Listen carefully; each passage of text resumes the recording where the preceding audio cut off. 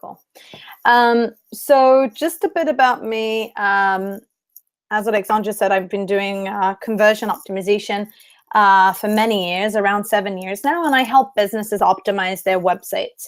I do that with something that I've developed that's called emotional targeting. I use consumer psychology and all sorts of other aspects of it. And today I want to talk to you about creating a conversion optimization content strategy. I see this happening many times with many websites and many businesses that they create a lot of content because they want to rank in a certain way, or they want to be perceived in a certain way, but their content isn't converting at all. Now, this can be content that is blog content, but it's also website content. It's landing page content. It's every single piece of content that you write that addresses your customer. Now, in order to really kind of create a content strategy that converts, we really need to understand the people who are reading our content. Who our readers are, the site visitors, any potential customer that could be reading not just our blog posts, but our headlines, our social proof, our bullet points, and many pieces of content on our site that, like it or not, they play a part in convincing our customer to convert.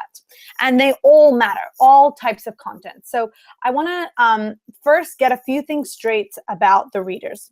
So during every single day of our lives, we consume between 4,000 and 10,000 messages a day. This is huge, like so many ads, text messages, Facebook, Twitter, advertisers, basically everyone's trying to reach us, right? And content is everywhere, and everyone's trying to grab our attention. And this is what is actually causing fatigue. Our brains are really tired, and we simply cannot comprehend so much content and so many messages. So actually what we do is we block most of it out. And when I say most of it, I mean between 20 to 28%. That's all we read. Now, this is not because people can't read or people are lazy. We only read about 20% of content because most websites, and I'm sorry about this, have terrible content. Their content sucks. They don't give customers a reason to actually read more. Now, the thing is that we see all this content and we need someone to tell us what to do with it. And if it's not interesting, we're not going to read. Now, if that isn't enough, then there's also a problem that we face, which 60% of web visitors expect a website to load in less than 3 seconds. Think about it. You have just 3 seconds to get your message across. So it's not enough to just have good content. You have to have content that's going to grab people's attention. Here's why. 1 second delay, just 1 second, is going to cause 11% less page views, 16% decrease in customer satisfaction, and 7% loss in conversions. See, people think that loading time is a technical thing, but it isn't. You do fix it technically, yes, but the reason this is happening is because people have no patience. They just don't want to wait anymore. They want more and quick. It's our state of mind. And what this means is, as I said, you only have 3 seconds to grab your visitor's attention and convince them that you're better than your competitor, or they will leave your website. And this is with every single piece of content that you put out there. Now, the problem that we have as marketers, and everyone here is a marketer from different aspects. I do conversion optimization, and some of you are doing SEO, some of you do PPC and design, but we're all marketers. And the biggest problems that we have as marketers isn't actually the tools that we're using. It's not the resources that you have. It's not the budget that you don't have or you do have. The real problem is us, the marketers. You see, our problem is that we're treating our customers as if they're just devices or browsers or geographical location. And we're forgetting that there's people behind those screens, people that have real challenges. See, every person who comes to your website faces a challenge. It's our job to help them solve that that challenge. Whether if it's, they're trying to find something to wear for that event during the day, whether they're trying to solve an issue within their team, any reason, every person that comes to our website has a challenge, and it's our goal to solve that challenge. You see, if we help them achieve their goals, then we will achieve our own. And basically, increase our conversion rates, because if we're helping our customers achieve their goals, then we're basically going to achieve ours. So I'd like to give you one tip today that has helped me basically produce an average of 160% increase in ROI for my clients.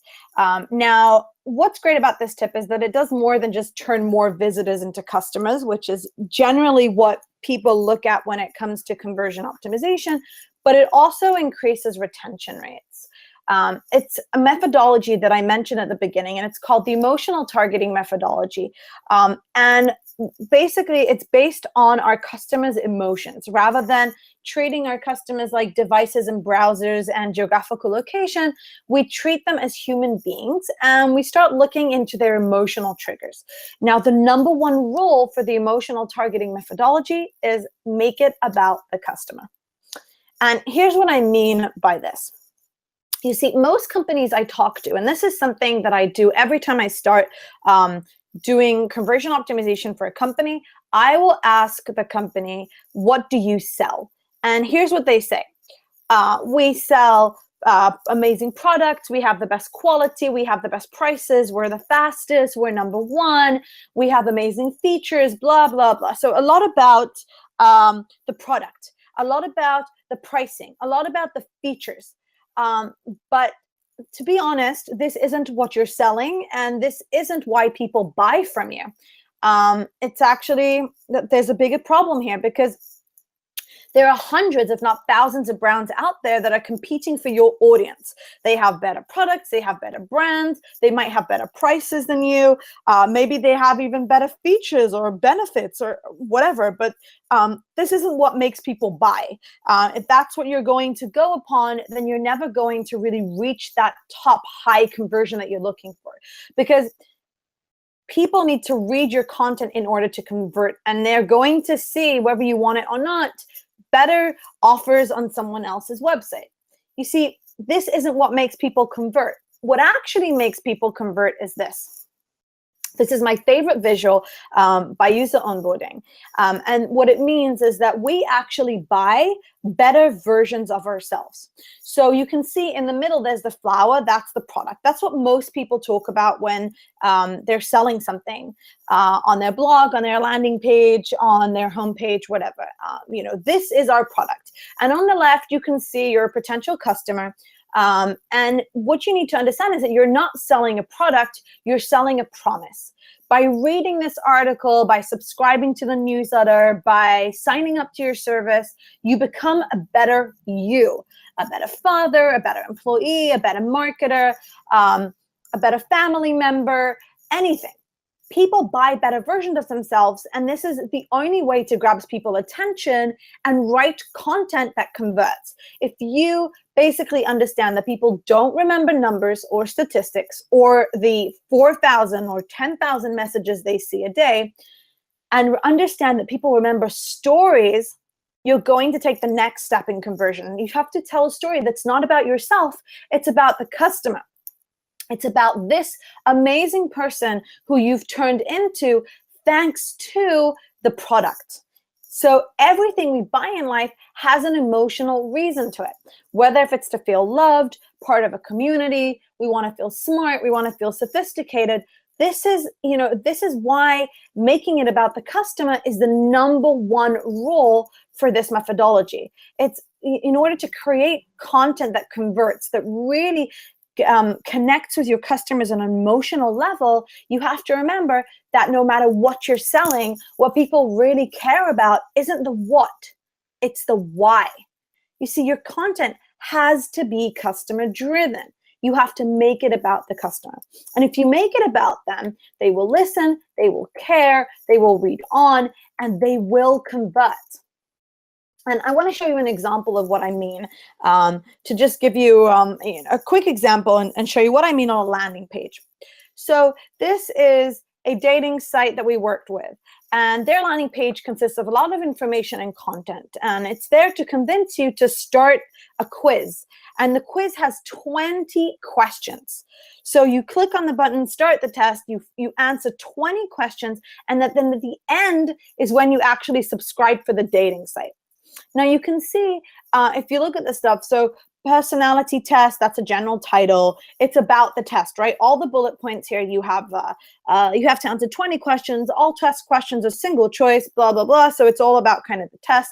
Then you have start the test, which is a very generic action, call to action. And everything here is about the test itself. So we did our research and we tried to figure out who are these customers and what are they actually looking for. And our research came up with a really interesting idea that the people that we're addressing are really people that want to find someone different, that want to feel special. So this is the variation that we created. And I'm just going to show you the different things that we did. So instead of basically saying personality test, it now says unlock your personal potential. That is about you. This is about the customer.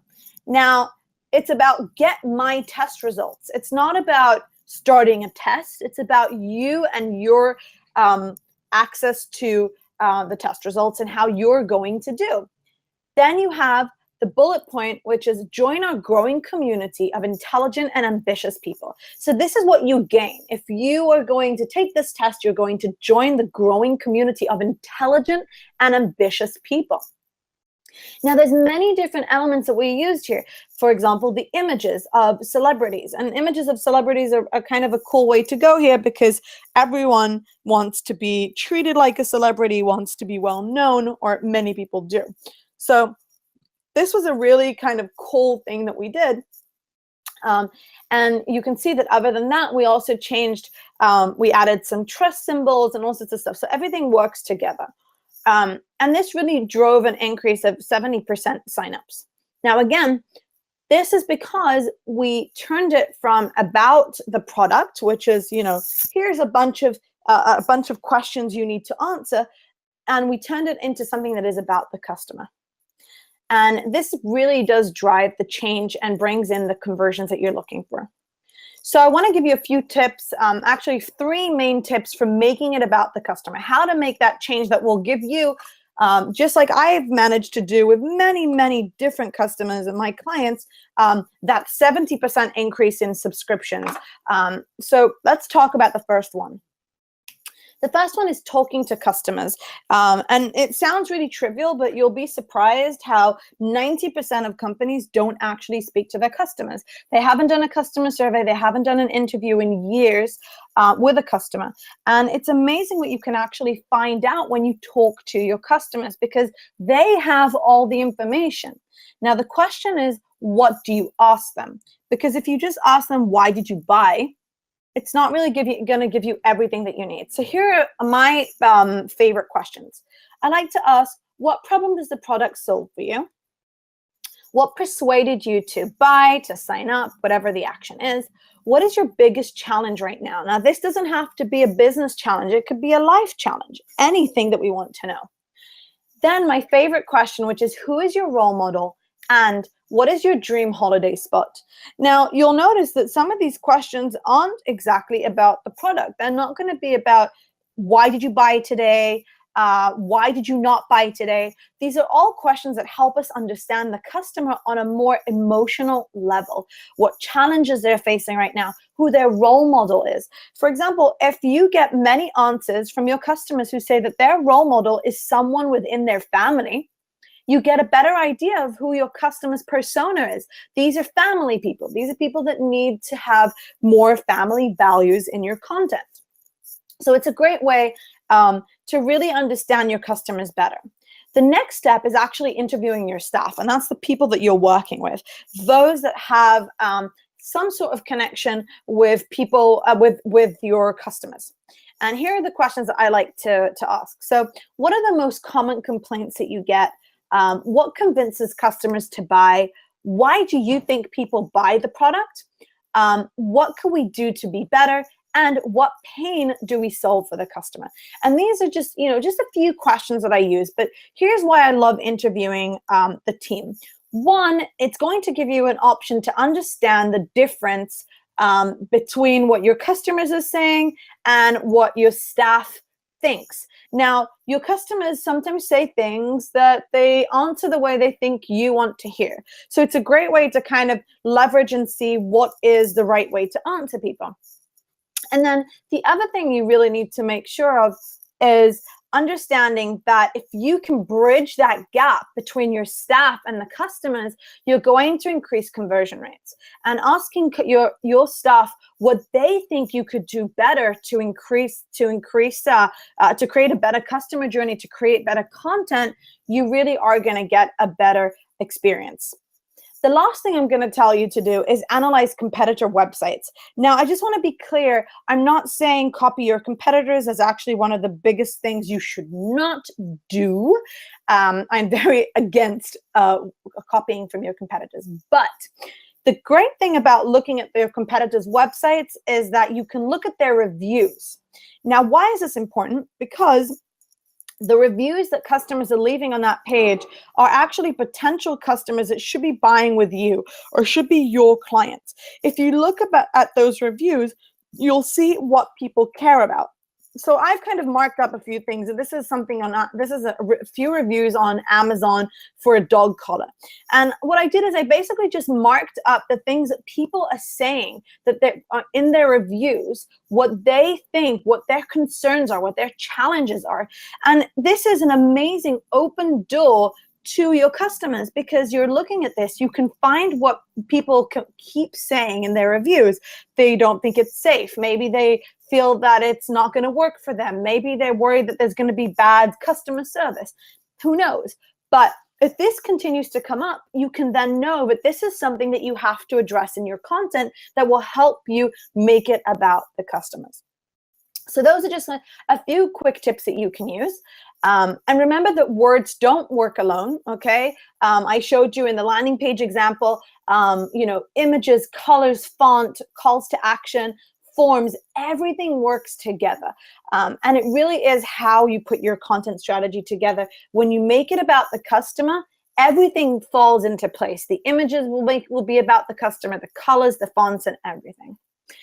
So I only had a few minutes today. So here are a few more links for you to check out if you want to learn more about how to make it about the customer and how to create a real content strategy that converts. So we have the psychological triggers cheat sheet, and you can find out all about how our brains work and the different biases that we have.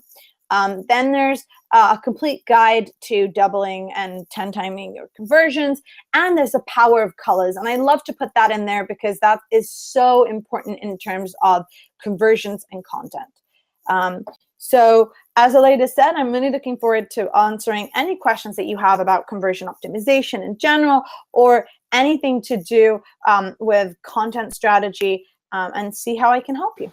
So let's do that.